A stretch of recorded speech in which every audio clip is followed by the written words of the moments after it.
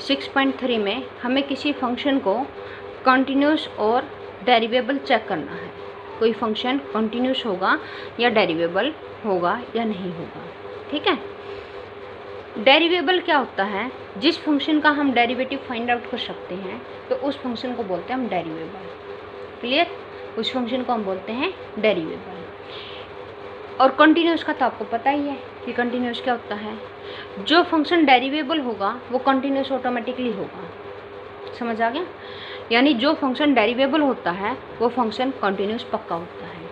यदि function continuous ही नहीं होगा तो डेरिवेबल कह ही नहीं सकते कि कंटिन्यूस डेरिवेबल होगा। फिर वो यदि कंटिन्यूस नहीं है तो डेरिवेबल भी नहीं होगा, अगर डेरिवेबल होगा तो पक्का कंटिन्यूस होगा। बात समझ में आ गई? जैसे कि इस बात को हम ऐसे समझ सकते हैं, जैसे कि कोई बच्चा अगर 12th पास है तो ऑटोमेटिकली वो 10 पास है। क्लियर? यदि वो 12th पास है तो ऑटोमेटिकली 10 से होकर के ही गुजरा होगा। अगर कोई हम ये कहें कि कोई बच्चा कि 10th पास नहीं है तो ऑब्वियसली बात है वो 12th पास भी नहीं होगा। तो 10th पास ही नहीं, 12th पास कैसे हो सकता है? बात समझ में आ गई? तो इसी तरह प्री कंडीशन होती है कंटिन्यूटी की और फिर सेकंड कंडीशन होती है डेरिवेबिलिटी की। क्लियर? ये 10th क्लास है और ये 12th क्लास है। यदि कंटिन्यूटी होगा तो ही वो डेरिवेबल तक पहुंचेगा, इसकी कोई गारंटी नहीं है ये डेरिवेबल होगा या नहीं होगा कंटिन्यूस होने पर, ये चेक करना पड़ेगा। बात समझ में आ गई? और कोई फंक्शन अगर डेरिवेबल अगर होता है यानी 12th पास अगर होता है तो कंटिन्यूटी ऑब्वियस सी बात है। क्लियर? अगर कंटिन्यूटी ही नहीं होगी तो डेरिवेबल तक पहुँचे नहीं है। क्लियर? ये है तो ये है और ये नहीं है तो ये भी नहीं है, ये रिलेशन होता है। अगर ये है तो इसकी कोई गारंटी नहीं, ये चेक करना पड़ेगा। उल्टा होता है, ये श्योरिटी करता है इसको और इसकी कंटिन्यूटी ना होना श्योरिटी करता है इसके ना होने को। बात समझ में आ गई? तो ये चीज़ें थी। अब हमें चेक करना है इसके डेरिवेबिलिटी और कंटिन्यूटी। तो देखो डेफिनेशन, डेरिवेबल फंक्शन कब होता है? Function is derivable. Function derivable कब होगा?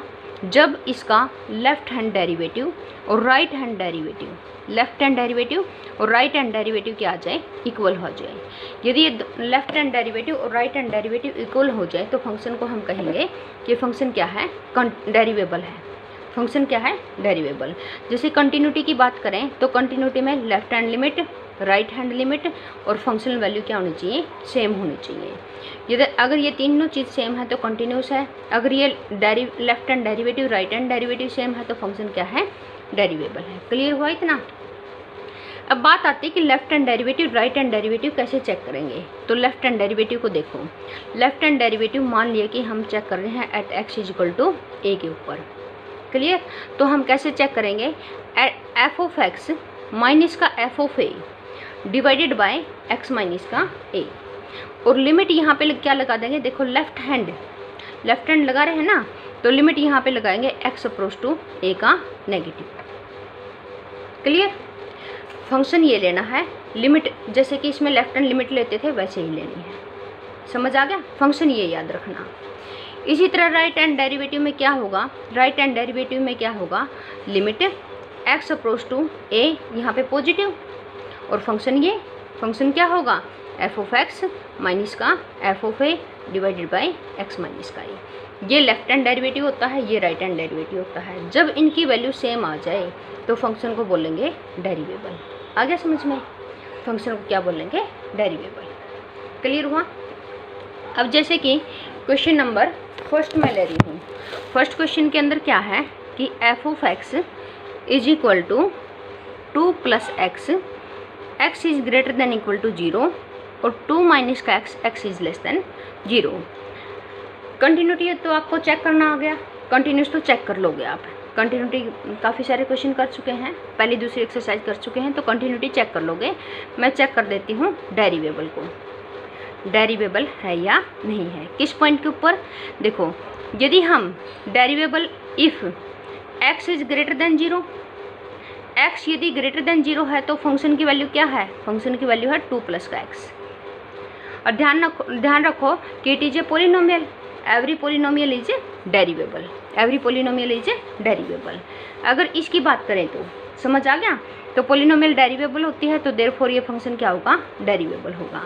और यदि हम बात करें x<0 तो फंक्शन क्या होगा, फंक्शन 2 - x, ये भी पोलिनोमियल है, तो भी क्या होगा, फंक्शन डेरिवेबल होगा। क्लियर। लेकिन हमसे ये नहीं पूछा गया, हमसे तो पूछा कि क्या गया है, एट x = a के ऊपर, एट x = a के ऊपर। समझ आ गया। एट x = a के ऊपर हमने चेक करना कि फंक्शन डेरिवेबल है या नहीं है। अगर लेफ्ट में पूछे तो भी डेरिवेबल है, राइट में पूछे तो भी डेरिवेबल है, ए के ऊपर चेक कर देते हैं। समझ आ गया। लेफ्ट और राइट में क्यों है, क्योंकि पोलिनोमियल है, इस कारण ये डेरिवेबल है, कंटिन्यूस भी है। समझ आ गया। तो अब देखो एट x = a के ऊपर लेफ्ट हैंड डेरिवेटिव की बात अगर हम करें तो limit x approach to a negative लेना पड़ेगा। क्या लेना पड़ेगा बाय डेफिनेशन, f(x) माइनस का ये 0 लेंगे, सॉरी यहाँ पे 0, a की वैल्यू 0 है ना, 0, ठीक है। तो f(0) divided by x minus का 0। देखो limit x approach to 0 negative, function क्या है, फंक्शन f(x), x देखो यहाँ पे 0 नेगेटिव, यानी 0 का लेफ्ट में है, 0 का लेफ्ट में है x, 0 का लेफ्ट में x है, तो फंक्शन क्या होगा यहाँ पे 2 - का x माइनस का f(0) यहाँ से लेंगे, f(0) की वैल्यू क्या आएगी, f(0) की देखो x = 0, तो फंक्शन ये लेना है, x की जगह पे 0 पुट कर दो तो वैल्यू कितनी आ जाएगी, 2। क्लियर हुआ। तो f(0) की वैल्यू कितनी है, 2 डिवाइडेड बाय कितना है, x, तो इससे कैंसिल हो गया। अब यहाँ पे क्या आ गया, limit x approach to 0 negative minus का x डिवाइडेड बाय x से क्या x कैंसिल हो गया, तो 1 आ गया, माइनस का 1, तो इसका मतलब कि आंसर कितना आ गया इसका, -1। क्लियर। h वगैरह लेने की जरूरत ही नहीं पड़ी। क्यों नहीं पड़ी, क्योंकि पहले ही x कैंसिल हो गया। यदि यहाँ पे x बचता तो हम h वगैरह लेते, अदरवाइज जरूरत ही नहीं है। समझ आ गया इतना। अब देखो right hand derivative, right hand derivative की अगर बात करें तो limit x approach to 0 positive और f(x) माइनस का f(0) divided by x minus का 0, यहाँ से कितना हो जाएगा, limit x approach to 0 positive, अब 0 पॉजिटिव यानी x क्या है, ग्रेटर देन है 0 से, x ग्रेटर देन है 0 से, फंक्शन कौन सा लेना है, 2 + का x, तो इसका मतलब कि 2 + का x और माइनस का f(0) की वैल्यू अभी निकाली थी 2 आ गई, डिवाइडेड बाय x, इससे कैंसिल हो गया, x से x कैंसिल होकर की वैल्यू कितनी आ गई, 1। देखो लेफ्ट हैंड डेरिवेटिव कितना आया, -1, राइट हैंड डेरिवेटिव कितना आया, 1, तो फंक्शन क्या नहीं है, डेरिवेबल नहीं है, function is not derivable. Clear. Answer लिख दोगे, फंक्शन इज नॉट डेरिवेबल। समझ आ गया। ये था डेरिवेबिलिटी की कंडीशन। उसके बाद है क्वेश्चन आपके पास कि f(x) = x sin 1/x 0 यदि x ≠ = 0 और x = 0, अगर ऐसा हो तो हमें फंक्शन को डेरिवेबल वगैरह बताना। कंटिन्यूस तो चेक कर लोगे, कंटिन्यूस तो बन जाएगा ये फंक्शन। उसके बाद डेरिवेबिलिटी के लिए वही चीज़ कि लेफ्ट हैंड डेरिवेटिव किसके ऊपर, एट x = 0 के ऊपर। तो लेफ्ट हैंड डेरिवेटिव के लिए x approach to 0 negative, f(x) minus का f(0) divided by x minus का 0। अब ये कितना आ जाएगा, limit x approach to 0 negative, f(x) मतलब कि x sin 1/x माइनस का 0 डिवाइडेड बाय x। क्लियर हुआ इतना। अब यहाँ पे कितना हुआ, limit x approach to 0 negative, x से x कैंसिल हो गया, तो ये कितना बन गया, साइन ऑफ नहीं, यहाँ पे कुछ चेंज करना पड़ेगा। हाँ बेटा, यहाँ से ये x कैंसिल हो गया तो साइन 1/x बनेगा, और साइन 1/x इसकी वैल्यू क्या होती है, डज नॉट एग्जिस्ट। क्यों, क्योंकि साइन इंटू में क्या आ गया, 1/0, 1/0 मतलब कि इन्फाइनेट, ठीक है। और साइन इन्फाइनेट क्या होगा हमें तो नहीं पता ना, वैल्यू क्या आएगी, दिस इज ए सिंबल, ये तो सिंबल है, तो साइन इन्फिनेटिव एग्जिस्ट नहीं होता, तो देयरफॉर ये क्या आ गया, डज नॉट एग्जिस्ट। क्लियर हुई बात। तो ये क्या आ गया, डज नॉट एग्जिस्ट। अब लेफ्ट हैंड डेरिवेटिव ही एग्जिस्ट नहीं हुआ तो इसका मतलब क्या होगा, function is not derivable. Clear. Left hand derivative exist ही नहीं हुआ, क्योंकि left hand derivative equal to right hand derivative आएगा तभी तो डेरिवेबल होगा। लेफ्ट हैंड एग्जिस्ट नहीं हुआ, हमें पता ही नहीं उसका क्या है, तो राइट निकालने की जरूरत ही नहीं है। उसके बाद क्वेश्चन नंबर 4 देखो, ये कहता कि f(x) f of x is equal to 2x minus का 1 और 3 माइनस का 6x।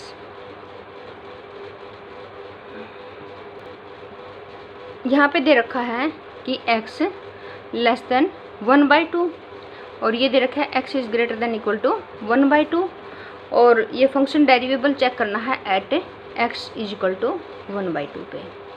1/2 के ऊपर डेरिवेबल चेक करना है। तो देखो सबसे पहले लेफ्ट हैंड डेरिवेटिव निकाल लें। लेफ्ट हैंड डेरिवेटिव के लिए क्या करेंगे, limit x approach to 1/2 negative, फिर क्या करेंगे एफ ऑफ x माइनस का एफ ऑफ 1/2 x माइनस का 1/2।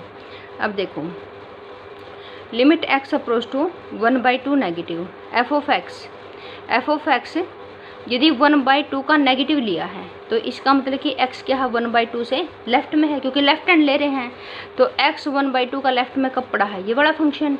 तो इसका मतलब कि 2x माइनस का 1 फंक्शन की जगह पे वैल्यू पुट कर दी, माइनस का एफ ऑफ 1/2 कहाँ पे पुट करेंगे, यहाँ पे। तो 3 माइनस का 6 इंटू में 1/2, तो ये 3 आ गया, 3 में से 3 का 0 आ गया, इसका मतलब कि इसकी वैल्यू 0 है। फिर x माइनस का 1/2, ठीक है। एलसीएम ले लो नीचे वाले का, एलसीएम लेंगे तो limit x approach to 1/2 negative और 2 ऊपर चला जाएगा एलसीएम आकर के, 2x माइनस का 1 डिवाइडेड बाई नीचे क्या आ जाएगा 2x माइनस का 1, इसलिए कैंसिल हो गया, आंसर कितना आ गया 2। तो लेफ्ट हैंड डेरिवेटिव कितना हुआ 2। इसी तरह राइट हैंड डेरिवेटिव निकाल लेंगे। राइट हैंड डेरिवेटिव में क्या आएगा, right hand derivative limit x approach to 1/2 positive, f of x minus का एफ ऑफ 1/2 x माइनस का 1/2, limit x approach to 1/2 positive और उसके बाद 1/2 पॉजिटिव यानी x क्या है 1/2 से बड़ा है। x 1/2 से बड़ा है तो फंक्शन है 3 माइनस का 6x आपके पास, और माइनस का ये तो अभी वैल्यू निकाली थी, कितनी आई थी 0, डिवाइड बाय x माइनस का 1/2। क्लियर हुआ इतना। अब यहाँ पे लिमिट x अप्रोच टू 1/2, अब यहाँ पे कर लो h लेकर के, ठीक है। h अप्रोच टू 0 ये फंक्शन है एक तरह का, ये आपके पास एफ ऑफ x है। अगर हम यहाँ पे limit x approach to 1/2 positive f of x लेते हैं तो यहाँ पे क्या लिखना पड़ता है 1/2 प्लस का h लिखना पड़ता है ना, 1/2 प्लस का h लिमिट में जैसे उसमें करते थे लिमिट में। क्लियर। तो यहाँ पे कितना आएगा, यहाँ से ऐसे कर लो फिर बेटा x अप्रोच टू 1/2 पॉजिटिव, यहाँ से 3 कॉमन ले लो तो 6 कॉमन ले लो, 6 कॉमन लेंगे और वो भी 6 कॉमन लो नेगेटिव, ताकि ये बन जाए पॉजिटिव और ये बन जाए नेगेटिव। और नीचे भी कितना है x माइनस का 1/2, इससे कैंसिल हो गया तो आंसर कितना आ गया माइनस का 6। लेफ्ट हैंड डेरिवेटिव कितना आया था 2 और राइट हैंड डेरिवेटिव कितना आ गया माइनस का 6। लेफ्ट हैंड आया था हाँ 2, लेफ्ट हैंड डेरिवेटिव 2 और राइट हैंड डेरिवेटिव माइनस का 6, तो left hand derivative not equal to right hand derivative. तो क्या लिखेंगे, function is not derivable, function is not derivable. देखो एक क्वेश्चन है आपके पास, क्वेश्चन नंबर 5। इसमें क्या है, f of x is equal to x का स्क्वायर प्लस का 3x प्लस का a, बी एक्स प्लस का 2, x is less than equal to 1 हाँ, और x इज ग्रेटर देन 1। ये कहता है कि a और b की वैल्यू फाइंड आउट करो यदि फंक्शन क्या हो डेरिवेबल। फंक्शन डेरिवेबल दे रखा है, फंक्शन डेरिवेबल दे रखा है, इसका मतलब कि एक तो हमें इस बात का भी पता है यदि फंक्शन डेरिवेबल दे दिया एवरी डेरिवेबल इज कंटिन्यूस, कंटिन्यूस तो होएगा क्योंकि ये 12th पास है, ये 10th पास है। जो जिसने +2 कर ली 10वीं तो कर ही रखी है उसने, तो डेरिवेबल इज कंटिन्यूस, इसका मतलब फंक्शन डेरिवेबल भी है और कंटिन्यूस भी है। तो यहाँ से अगर हम निकाल लें कंटिन्यूटी की बात करें तो कंटिन्यूटी से भी तो हमने a और b निकाला था, वहीं से नहीं निकल जाएगा। तो देखो लेफ्ट हैंड लिमिट 1 के ऊपर चेक करें तो लिमिट x अप्रोच टू कितना आ जाएगा 1 का नेगेटिव एफ ऑफ x तो यहाँ पे x यानी 1 का लेफ्ट में ये बड़ा फंक्शन उठाएंगे, तो यानी लिमिट x अप्रोच टू 1 का नेगेटिव, सीधा ही उठा लो क्योंकि पोलिनोमियल है, डायरेक्ट पुट हो जाएगी, h वगैरह लेने की जरूरत नहीं है क्योंकि पोलिनोमियल है। पोलिनोमियल में हम सीधा पुट कर सकते हैं क्योंकि जो फंक्शन कंटिन्यूस हमें पता है तो उसमें डायरेक्ट पुट कर दो। तो इसमें पुट करेंगे 1 पुट कर दो, 1 का स्क्वायर 1 आ गया, 3 और प्लस का a, मतलब कि 4 प्लस का a, इसकी क्या बन गई लेफ्ट हैंड लिमिट। इसी तरह राइट हैंड लिमिट निकाल लो, right hand limit x approach to कितनी हो जाएगी 1 positive, 1 positive f of x, यानी x क्या है 1 का राइट में है, तो फंक्शन कौन सा आएगा bx प्लस 2 वाला। तो limit x approach to 1 positive और bx प्लस का 2, तो कितना आ जाएगा b प्लस का 2। समझ आ गया। और फंक्शनल वैल्यू यानी f ऑफ 1 की अगर हम वैल्यू की बात करें तो वो तो वही आएगी 4 प्लस का a, चलो 4 प्लस का a। तो left hand limit equal to right hand limit, इन दोनों को इक्वल पुट कर दो, मतलब कि 4 प्लस का a is equal to b plus का 2। तो क्या इक्वेशन बन गई a माइनस का b इज इक्वल टू 4 को उधर ले जाओ माइनस का 2, इक्वेशन नंबर 1 डाल लो, a माइनस का b is equal to minus का 2। उसके बाद फंक्शन क्या है डेरिवेबल, फंक्शन डेरिवेबल है तो इसी तरह हम क्या निकाल लेंगे left hand derivative. Left hand derivative के लिए limit x approach to 1 negative f of x minus का f of 1 divided by x minus का 1। अब limit x approach to 1 negative f of x, 1 का लेफ्ट में फंक्शन क्या पड़ा है, 1 का लेफ्ट में पड़ा है x का स्क्वायर 3x प्लस का a और माइनस का f ऑफ 1 की वैल्यू भी निकाली थी 4 प्लस का a आ जाएगी डिवाइडेड बाय x माइनस का 1। अब limit x approach to 1 negative x का स्क्वायर प्लस का 3x प्लस का a माइनस का 4 माइनस का a, इससे ये कैंसिल हो गया। यहाँ से तो वैल्यू a और b में तो आई नहीं कोई भी इक्वेशन, यहाँ से तो कोई इक्वेशन आई ही नहीं। चलो देख लेते हैं एक बार, फिर भी कर लो इसको सोल्व। 1 नेगेटिव क्या आ गया x का स्क्वायर 3x माइनस का 4 डिवाइडेड बाय x माइनस का 1। फैक्टर बनाना इसके, फैक्टर क्या बनेंगे इसके x का स्क्वायर प्लस का 4x माइनस का x माइनस का 4 डिवाइड बाय x माइनस का 1। Limit x approach to 1 negative क्या कॉमन आ गया यहाँ से x प्लस का 4 माइनस का x प्लस का 4 डिवाइड बाय x माइनस का 1, और क्या आ गया x माइनस का 1 x प्लस का 4 और x माइनस का 1, ये इसके फैक्टर बन गए। यहाँ पे ये इसके फैक्टर बन गए, इससे कैंसिल हो गया, x की वैल्यू 1 पुट कर दो तो ये वैल्यू कितनी आ गई 5।